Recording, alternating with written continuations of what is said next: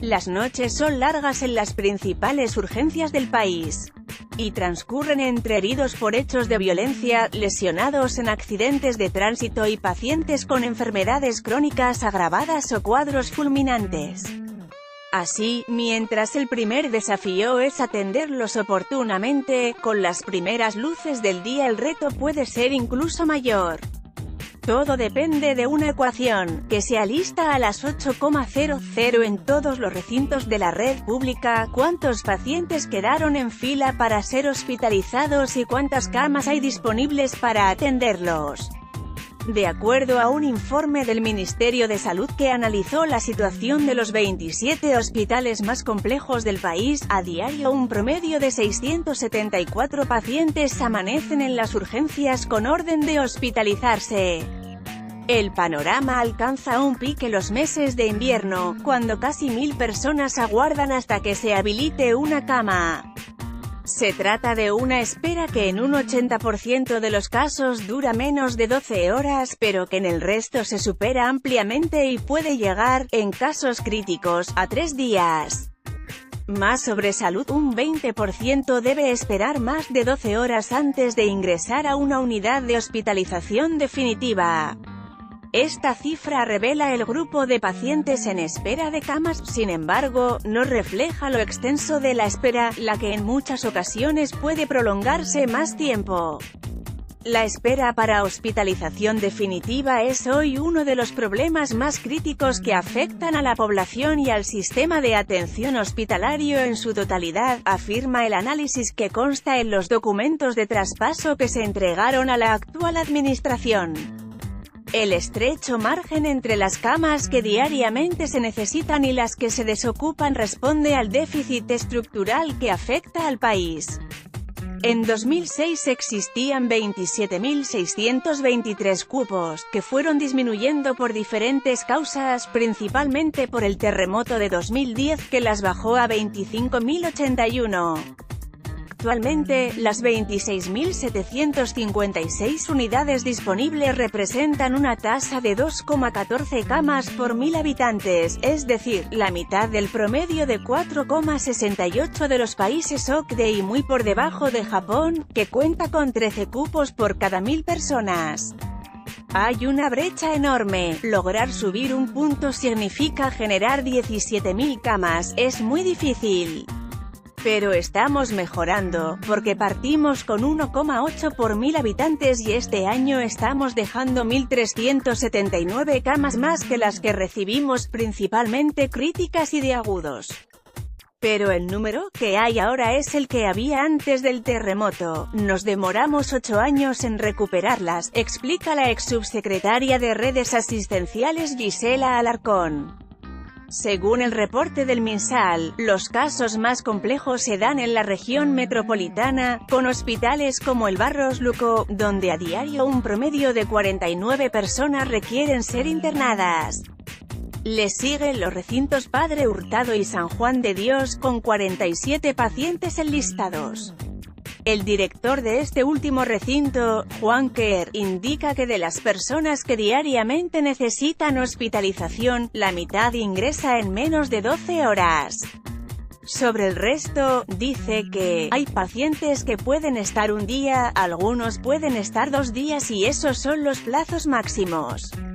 Eventualmente pudiera haber una situación excepcional, pero esos vienen siendo ya casos raros, en los cuales podemos tener un paciente 3 días esperando, pero esa es una situación que no debe producirse. En el resto del país, los centros con más demanda de camas son el Gran Benavente de Concepción, el Hospital de Temuco y el Gustavo Frique de Viña del Mar. Ver infografía. El diagnóstico de la cartera, que plantea, además, la necesidad de rediseñar el proceso de atención de las urgencias, admite que en la espera ocurren situaciones que exponen a los pacientes. Existen camas o camillas en los servicios de urgencia ocupadas con pacientes de diversa complejidad y en número variable, que se encuentran en proceso de espera de hospitalización definitiva. Estos pacientes, que esperan por una cama hospitalaria, permanecen en el servicio de urgencia en diversos espacios físicos disponibles. Desde la mirada de procesos, la atención clínica de estos pacientes no asegura el cumplimiento del estándar de atención de acuerdo a nivel de cuidado, y afecta seriamente la dignidad del paciente, aumentando el riesgo de ocurrencia de eventos adversos asociados a la atención clínica. La demora para conseguir un cupo de hospitalización constituye uno de los reclamos más recurrentes entre los usuarios de la red pública. La mañana del pasado viernes, por ejemplo, en el Hospital Barros Luco se repetían similares testimonios entre los familiares que aguardaban. Llegamos con mi mamá anoche, a las 22:00, por una de sus crisis porque tiene fibrosis pulmonar muy avanzada. Llevamos 13 horas esperando, sigue en urgencias y aún no la han hospitalizado, dice Roxana González. Ángela Mora relata una experiencia similar. A mi tía, de 81 años, que tiene Alzheimer, el martes le dio un accidente cerebrovascular. Llegamos a urgencias y luego de 8 horas la ingresaron, pero quedó en una camilla en un pasillo. Aunque la amarraron, igual era peligroso, porque se pudo haber caído, por lo que supe, recién a la 1:00 del miércoles, después de 15 horas, la hospitalizaron. Esta espera, además, tiene efectos sanitarios. Salud ha medido que los pacientes que no son ubicados rápidamente en el servicio que corresponde, tienen hospitalizaciones más largas y más complejas, por no haberse anticipado el daño. Gestión. El director del Hospital Sotero del Río, Claudio Fara, explica que todos los días están moviendo entre 30 a 40 pacientes que se dan de alta y que permiten hacer ingresar a la mayor parte de los pacientes que están en la unidad de emergencia adulto para hospitalización. Agrega que estos aguardan en camillas de observación, que no son consideradas una cama, porque en urgencia no puede haber hospitalización, sin embargo, cuentan con seguimiento médico. Eso es lo primero que hay que aclarar, porque la gente que no conoce esta realidad piensa que los pacientes están de pie o sentados esperando que los acuesten, dice. Cerca de las 10:00 los hospitales realizan las denominadas reuniones de cama, donde participan las jefaturas de los servicios clínicos y enfermeros que hacen gestión para evaluar la disponibilidad que tendrán durante el día de este dispositivo.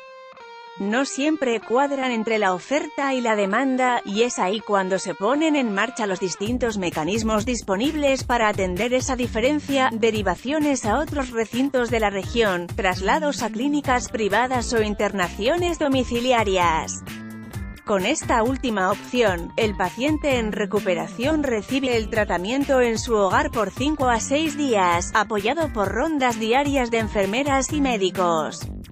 Esta modalidad creció un 26,5% en los últimos 4 años, anexando 1.000 cupos permanentes que llegaron a 1.568 en invierno. Así, en 2017 esta modalidad totalizó 25.000 egresos, equivalentes a las altas de un hospital de mediana complejidad. Así da cuenta Fara, quien agrega que los cupos en su hospital se han incrementado en un 100% entre 2016 y 2018, llegando a 200.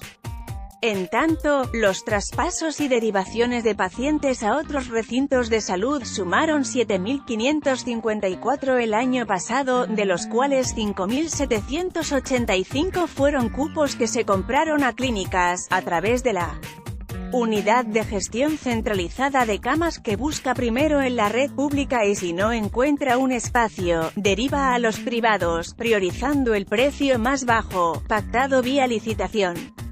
Causas. El déficit estructural de camas en los hospitales es la principal causa de esta situación, pero no la única.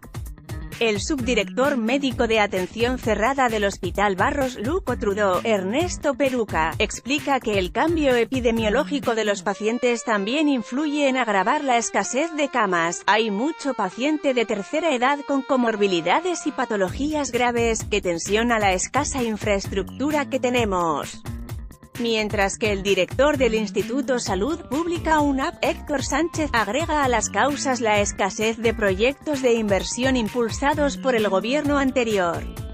prácticamente no incorporaron camas críticas, porque se concentraron en hospitales de muy baja complejidad. Óscar Arteaga, académico de la Escuela de Salud Pública de la U. de Chile, apunta a que no solo tenemos un tremendo déficit de camas, según los estándares internacionales, sino que, además, tenemos mala distribución. Si se analiza esto hay bastante variación. Por ejemplo, en el norte hay 1,2 por 1000 habitantes, igual que en la región metropolitana, mientras que en otras regiones el panorama cambia.